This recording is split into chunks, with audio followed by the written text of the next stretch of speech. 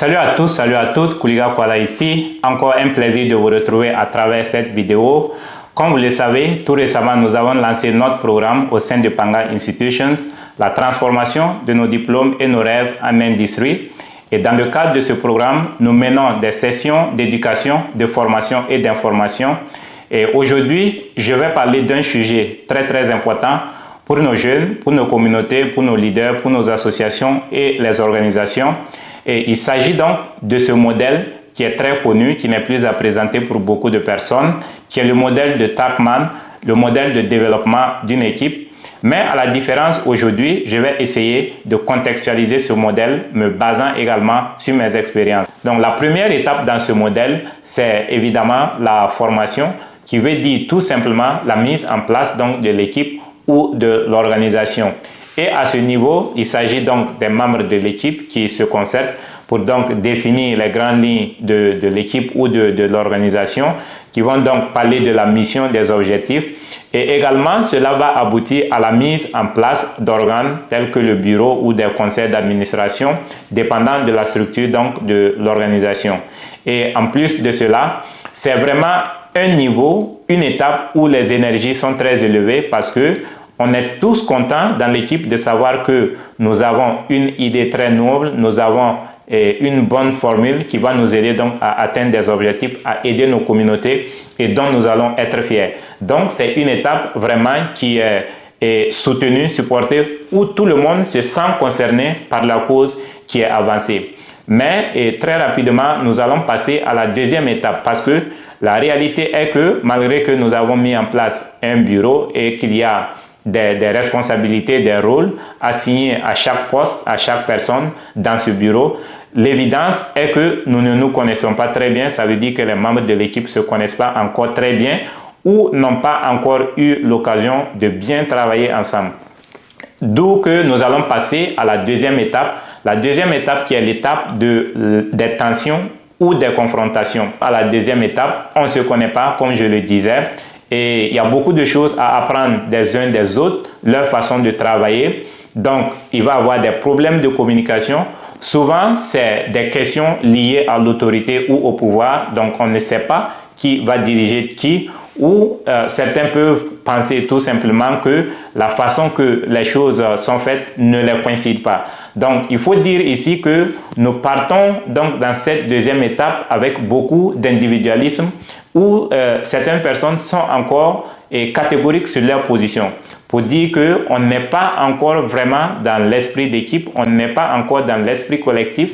Et il y a certainement aussi des choses qui vont nous surprendre, qui n'avaient pas été prévues et qui vont nous surprendre. Parce que, comme je l'ai dit, la mise en œuvre vient avec donc des réalités qui n'étaient pas prévues dans la première étape. Et à cette deuxième étape, deux choses que je vais rappeler, c'est qu'il faut un leader, il faut un grand facilitateur, quelqu'un qui peut vraiment réunir l'équipe, essayer d'éclairer les rôles, les responsabilités, amener ou ramener la compréhension dans le groupe entre les membres pour pouvoir donc dépasser cette étape.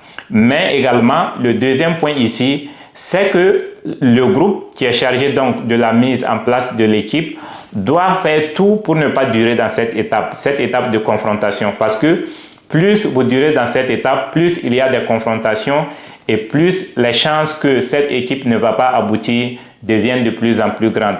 Donc, c'est pourquoi il est important qu'à cette étape, les membres donc de l'équipe puissent, à travers leur facilitateur, trouver un terrain d'entente pour aller donc à la troisième étape. La troisième étape qui est l'étape de la normalisation. La normalisation parce que nous venons de sortir donc des tensions, des confrontations. Il y a maintenant la compréhension entre les membres de l'équipe. Chacun va réajuster sa manière de communiquer, chacun va réajuster ses comportements. Donc, on va mettre de l'eau dans son vin, comme on le dit, et au lieu de penser à avoir des principes individuels, on va maintenant penser à des principes collectifs. Ça veut dire passer à l'esprit collectif. On va mettre en place des règles que nous allons donc désormais tous respecter. Et ça, c'est vraiment l'étape de la normalisation où tout redevient normal. Et également, à cette étape, les membres de l'équipe qui avaient émis des résistances, des méfiances à l'étape 2 vont commencer à s'approprier encore la mission, les objectifs qu'ils s'étaient fixés à l'étape 1, mais auxquels ils ne croyaient plus dans la deuxième étape au moment des confrontations. Donc, espérons que tout se passe bien dans la troisième étape, la normalisation, et que nous allons passer à l'étape 4, qui est l'étape de la performance, qui est l'étape où vraiment tous les membres de l'équipe se mettent au travail. Voilà, on est très motivés parce qu'on se comprend désormais. Il y a une certaine harmonie, il y a une cohésion, on se comprend très parfaitement. Ça veut dire qu'on devient complémentaires et nous menons donc des activités collectives dans l'objectif donc de notre organisation. Nous menons donc des projets auxquels tout le monde va participer. Et aussi, les membres deviennent proactifs. Ça veut dire qu'ils n'attendent pas que ce soit une personne qui vienne leur dire de faire ceci, de faire cela. Non, eux-mêmes, ils prennent donc des initiatives. Donc, une étape où vraiment il y a l'harmonie, où c'est l'exécution à travers le travail d'équipe qui prévaut. Donc, la dernière étape ici, c'est l'étape de la fin. On parle d'étape de la fin en ce sens qu'on pense à un projet ou à une activité qui serait organisée. Par exemple, prenons le cas d'un concert ou une activité qu'on met en place. Évidemment, il y a une équipe qui est mise en place donc pour coordonner les activités du concert. Donc, le jour du concert va arriver, on va donc avoir le concert, mais après le concert, l'équipe va se concerter donc pour faire les comptes, pour faire les rapports, et après cela, l'équipe va se disloquer. C'est pourquoi on parle donc de la fin. Mais dans le cadre d'une association ou d'une organisation, on ne va pas parler de fin, on va plutôt parler d'un renouvellement ou d'un recommencement. Par exemple, s'il faut renouveler un bureau, donc ce sont des nouveaux membres qui peuvent entrer, mais également ça peut consister tout simplement au remplacement de certains membres ou au départ de certains membres qui seront remplacés par des nouveaux membres.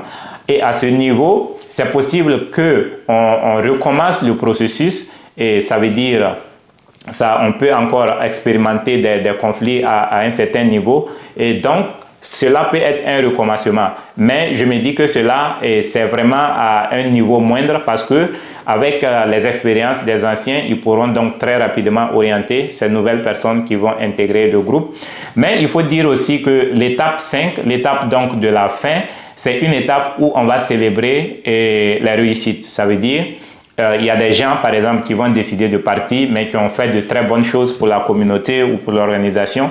On va donc les récompenser, on va les reconnaître à travers des appréciations, et voilà, et ainsi de suite. Donc, c'est un peu l'idée donc de cette étape de fin.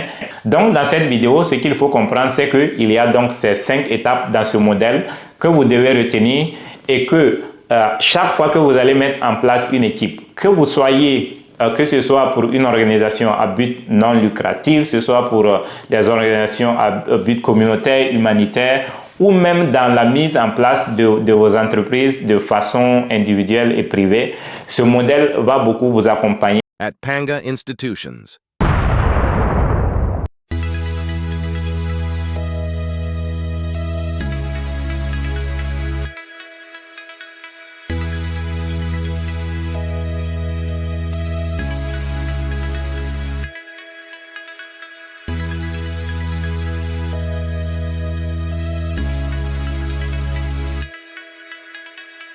Thousands of people. Anybody can transform their degree, their dream into an industry.